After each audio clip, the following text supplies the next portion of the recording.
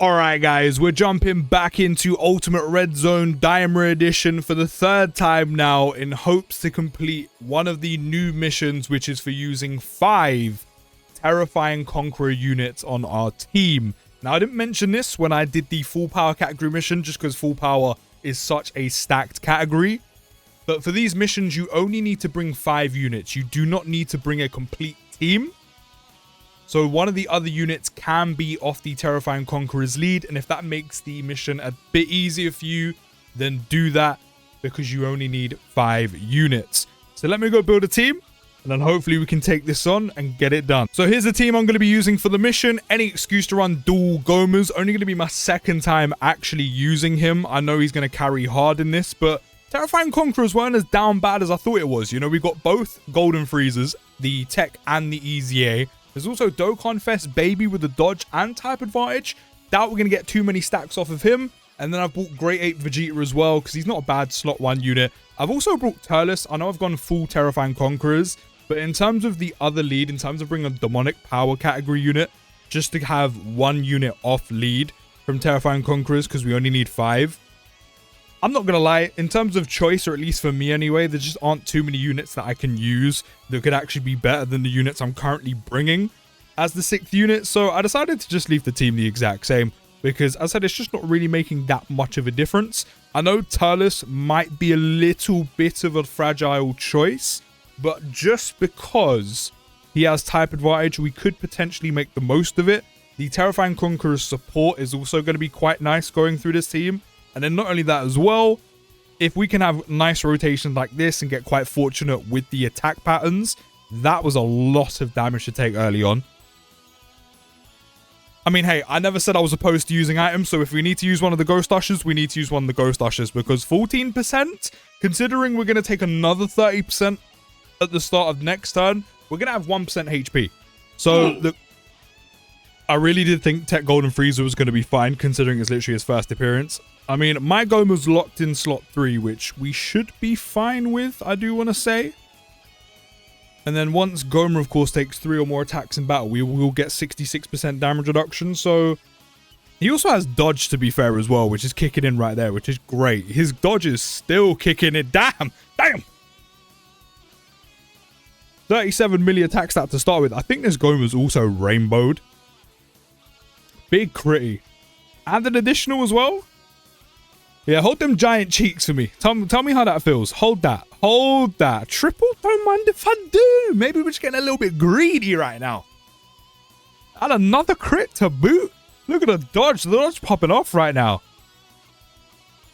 That's all good. That's all good. That's a great start. I've decided to bring Sensu Beans instead of Ghost Ushers this time around, just to kind of counteract the lock. I mean, either item probably would have been fine just because we have so many units that are fine anyway. So having them locked isn't necessarily an issue. But I've mainly brought the Sensu Beans purely, as I said, to counter the lock. And then also it can also counteract the 30% damage we're going to be taking at the start of every turn. So how are we looking here? Okay, Baby's the unit that's locked. That's actually not necessarily a bad thing, if I'm being completely honest. Because we do this. The super attack from the couple runs I've done always seems to be in slot 1. And that's never changed. So I feel like we should be okay. Yeah, this isn't going to do any damage at all. I think double digits. Yeah, 64. Super attack's out the way. Has got the 30% attack raise. So his normals are doing more than like the 780 he does. Around about that amount. So I think Turles should be okay. You know, he is giving out that Terrifying Conqueror support, which is great. He does have type advantage. He is going to get to super attack first, and it's only normals he has to deal with. I mean, I guess we'll find out. Even if he takes a little bit on a normal, as long as we don't die afterwards, I'll take that as a success, if I'm being completely honest. Okay, 56. I'll take that. I really will. I'll take that. A stack on Baby. Double. No. Although I would like some dodge. I don't want to repeatedly take over 50k on every single normal I take. Tech Golden Freezer locked in slot 1. I mean, I've kind of learnt my lesson from last time around. I mean, we've got everyone's active skill ready to go. I'm I'm going to pop this, and I'm actually going to pop Tech Golden Frieza's active skill because I'm going to rotate him off. So I'm completely fine with that. As I said, I'm not opposed to using items. I am not opposed to using items. And just so...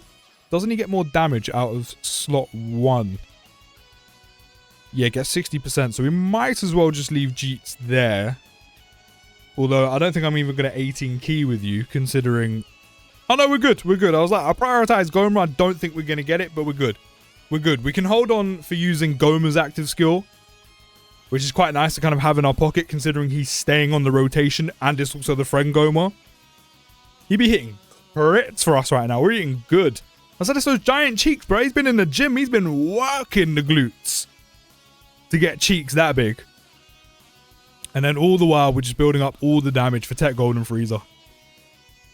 Thanking you very much.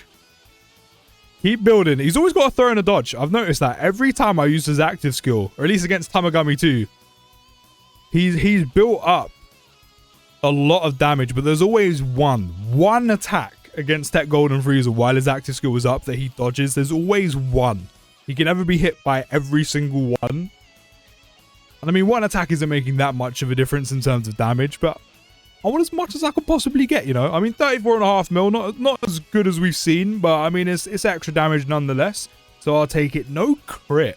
That's a bit dead, but I'll take the additional. Maybe we can get a crit on the additional. Please, Dokkan, maybe. Maybe. Thank you very much. I mean, Tamagami 2 is almost dead, so this is going well. Okay, you've locked Goma. That's actually not a problem. I mean, where's he up to stats-wise? I mean, he's already got 552k defense. I'm going to use the active just because we are kind of near the end. And then we might as well pop the active skill.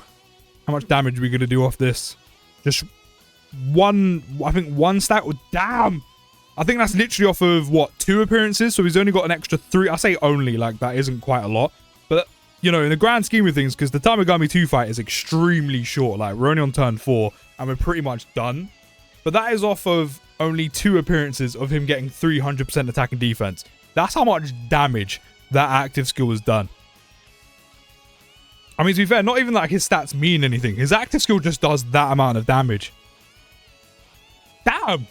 That actually does a decent amount of damage for an active skill that is at 55%. I have to say, I wasn't expecting it to do that amount of damage. Fair enough. Fair enough. Hey, these tickets this time around, bless me. LR Goma and also an LR Pycon. I mean, I don't overly care about the LR Pycon, but I'll take it because I didn't have him and he came out this year. But LR Goma? Thank you. Thank you, Dokkan. I still don't have SSJ4 Mini Goku. But regardless, thank you, Dokkan. The active skill done damage. Okay, we've reset the rotation as well. So Turles is now locked. That's actually fantastic. That is fantastic. We might as well use Golden Frieza. We've got everyone's. I mean, yours is going to give him 24 key, which I'll do. We'll pop yours. Can we get the dub off of that? No, not quite enough, but I'll take the crit. Do I leave Goma in slot 1 or should I put Golden Frieza there? I mean, Golden Frieza has lost, I mean, only a little bit of damage reduction. He's only on turn 3. Actually, Goma's... Has he been hit 3 times? No. He actually hasn't. Let me put Golden Frieza there. Just because this is my second time using him, I don't know how much damage Goma is going to take without the 66% damage reduction. So I'm going to go with someone I know should be able to tank this fairly fine. Actually, no, he would have been fine, wouldn't he? Because we've got rid of the super attack. I'm moving slow today, but it is what it is. We got the dub regardless. No matter who we put in slot 1 there, of course, probably aside from Turles, we were going to get the dub anyway. But there we go. Terrifying Conquerors actually weren't as bad as I thought it was going to be. I know we use a Sensu Bean. Leave me alone. We can use items, okay? It's 2025. Let's just accept if we're going to use items. But do you know what? I know Goma probably carries quite a bit, but... I mean, Terrifying Conquerors have got some good units. I completely forgot that we had both Golden Friezas and Baby on that team. So, while dual Gomas do carry somewhat, you do have some very good units on that team. Of course, if you are missing some of those units and you do have Goma, of course, it's going to carry hard for you. But that wasn't as bad as I thought it was going to be. But let me know how you found that down in the comments. And I'll see you in the next video, guys. Take care. Have a great day. And peace.